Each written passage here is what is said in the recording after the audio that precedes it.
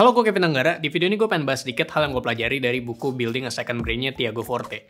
Gue baca buku ini di Kindle, mungkin next gue akan bahas perbedaan membaca di Kindle sama buku fisik kali ya. Setelah membaca buku ini, gue dapat banyak pelajaran yang bisa gue aplikasikan ke kehidupan sehari-hari, biar produktivitas gue bertambah dan jadi lebih berkualitas. Mungkin yang akan gue bahas pertama adalah apa bedanya produktif dan sibuk.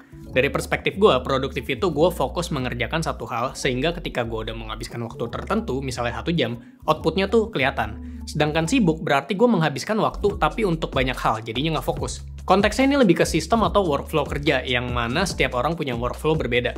Menurut gue, produktif itu punya sistem atau workflow kerja yang jelas, stabil, tapi berprogres ke tujuan tertentu. Sedangkan sibuk itu sistem atau workflow kerjanya nggak fokus dan cenderung mengerjakan semua hal secara bersamaan dalam satu waktu, sehingga ya sibuk aja gitu. Oke, kalau lu sering nonton video-video yang membahas seputar produktivitas, pasti lu nggak begitu asing dengan istilah second brain atau otak kedua. Apa itu second brain? Gampangnya anggap bahwa second brain adalah sebuah tempat untuk menyimpan dan mengatur informasi yang kita punya. Jadi second brain ini adalah semacam external hard disk atau perpanjangan dari otak yang kita punya sekarang. Otak manusia kan nggak bisa menyimpan terlalu banyak hal atau file seperti hard disk, kecuali orang-orang tertentu yang bisa hafal sekian deret angka, sekian banyak nomor telepon, dan lain-lainnya. Tapi umumnya, otak manusia akan mengingat hal-hal yang penting aja. Buku Building a Second Brain ini mengajarkan sebuah cara untuk menyimpan ide-ide, informasi, inspirasi, dan segala macam hal yang kita tahu dalam sebuah tempat. Kalau orang-orang zaman dulu biasa mencatat apa yang penting dalam bentuk catatan di buku jurnal, nah sekarang semuanya udah lebih mudah karena teknologi. Lu bisa mencatat atau menyimpan informasi yang lu tahu di HP, tablet, laptop, dan lainnya. Semuanya udah serba mudah karena digital, jadi bisa diakses dimanapun dan kapanpun ketika lu butuh. Nah, gunanya punya second brain ini apaan sih? Gunanya adalah lu nggak usah mengingat semua hal yang lu tahu, karena lagi-lagi otak manusia itu terbatas untuk mengingat berbagai macam informasi yang ada di dunia. Tapi ketika lu butuh informasi tertentu atau spesifik di kehidupan, lu tahu harus nyari di mana. Jadinya gue udah membuat sebuah sistem yang bisa membantu gue untuk mencari semua informasi yang diperlukan dengan mudah, karena gue udah bikin second brain. Gue udah membuat sebuah tempat yang menyimpan semua informasi yang gue butuhkan dalam hidup ini. Contoh yang simpel-simpel aja ya, kayak berapa nomor token listrik di rumah gue, berapa nomor tukang langganan buat benerin genteng rumah yang bocor, daftar buku apa aja yang udah gue baca tahun ini, pengeluaran apa aja yang pasti keluar setiap bulan, dan sebagainya. Kapan sih second brain ini terpakai dan ada gunanya? Gue akan kasih contoh, misalkan gue ketemu sama temen gue, terus dia nanya, terakhir ke daerah ini kita makan apa ya? Gue tinggal cek kalender kapan kita ketemu, terus karena gue emang mencatat semua pengeluaran gue di aplikasi, tinggal search aja itu tanggal berapa, informasinya muncul, gue jadi tahu pas terakhir ketemu kita makan apa.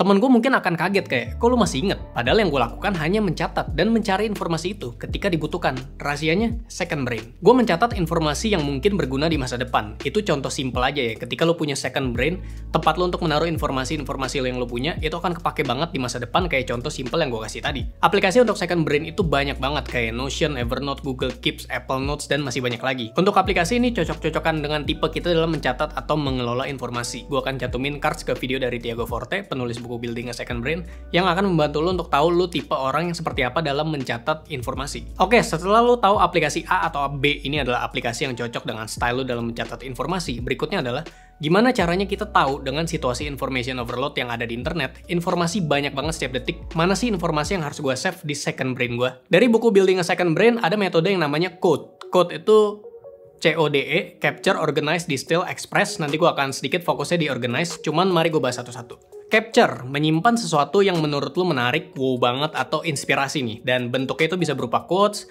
video anjing lucu, foto interior rumah yang jadi idaman lu, obrolan sama temen di warkop jam 3 pagi, dan masih banyak lagi. Semakin lu sering mencatat, jam terbang lu akan semakin tinggi, dan lu nanti akan dengan sendirinya mengikuti intuisi lu untuk tahu, oh ini worth buat gue save, oh yang ini akan kepake pas gue mau jalan ke Jepang, oh yang ini akan gue lewatin aja daripada memenuhin second brain gue. Ya, kunci pertama dari punya second brain adalah capture. Berikutnya, organize. Oke, setelah lu melewati metode sebelumnya, capture atau mencatat, hal yang harus lu lakukan berikutnya adalah organize. Gue sempat ngomongin soal workflow gue dalam membuat video, gue akan taruh cards video di sini, dan di video itu gue bahas sedikit cara gue mengorganize file video yang gue punya.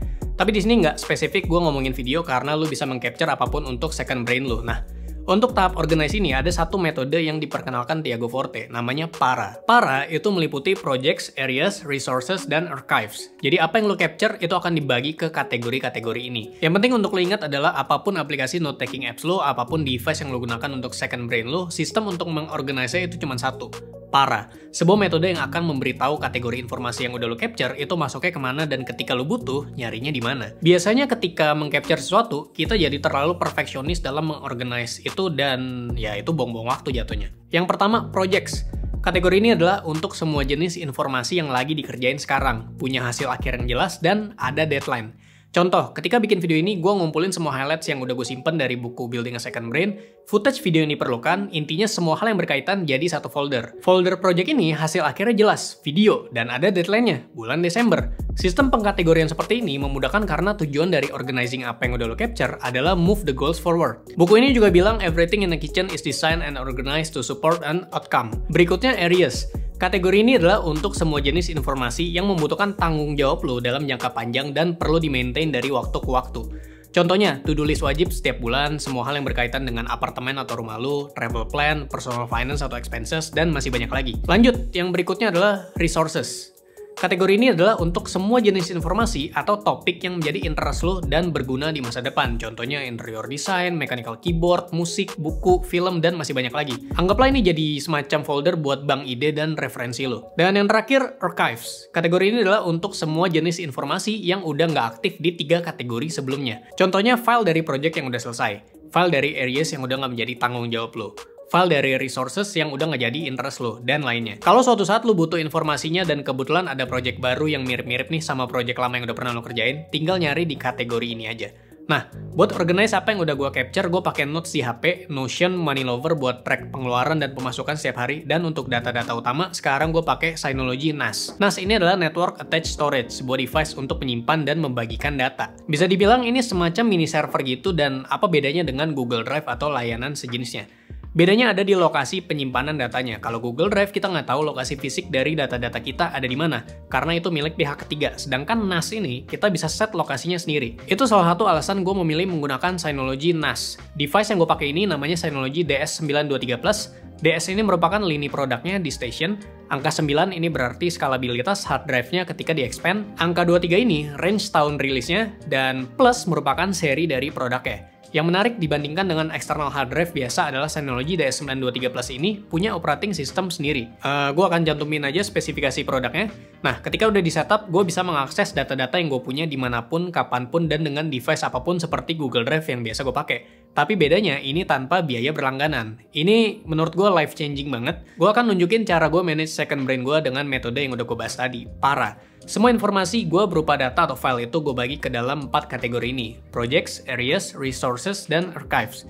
Di folder projects ini gue akan taruh hal-hal yang lagi gue kerjain sekarang. Ada outcome-nya dan juga ada deadline. Di folder areas, gue akan taruh hal-hal yang akan gue maintain dari waktu ke waktu, tanpa deadline dan untuk long term seperti urusan personal finance, file-file yang berkaitan dengan Tangent, analytics buat update red card, dan sebagainya. Untuk di folder resources, gue akan taruh hal-hal yang sedang menjadi interest gue atau semacam bank ide gue, mulai dari background musik atau sound effect buat video-video gue, program-program latihan gue, foto-foto keyboard gue, dan lainnya. Yang terakhir di folder archives, gue akan taruh file-file dari project yang udah selesai dan banyak random stuff yang mungkin akan gue pakai nantinya. Kurang lebih gitu cara gue manage second brain gue di bagian organize.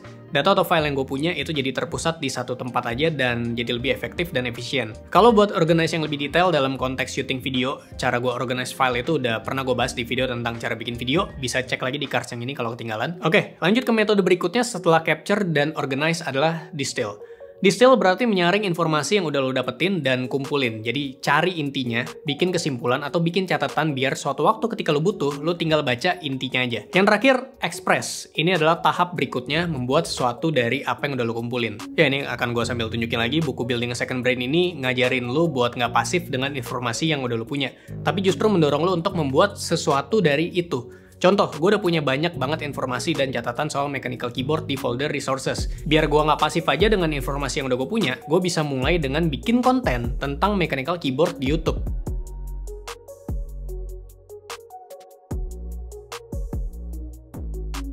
Outputnya itu bisa macem-macem, ya nggak harus video YouTube, intinya ya coba buat sesuatu dari apa yang udah lo kumpulin. Ya, jadi segitu aja video gue tentang second brain, kayaknya nggak segitu aja karena ya ternyata video ini udah cukup panjang. Ya, ini sebenarnya video review buku atau lebih tepatnya video gue sharing hal yang gue pelajari dari buku yang gue baca.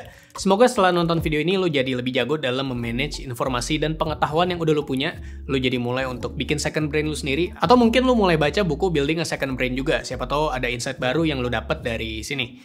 Sekian, gue Kevin Anggara, sampai berjumpa di video selanjutnya. Semoga.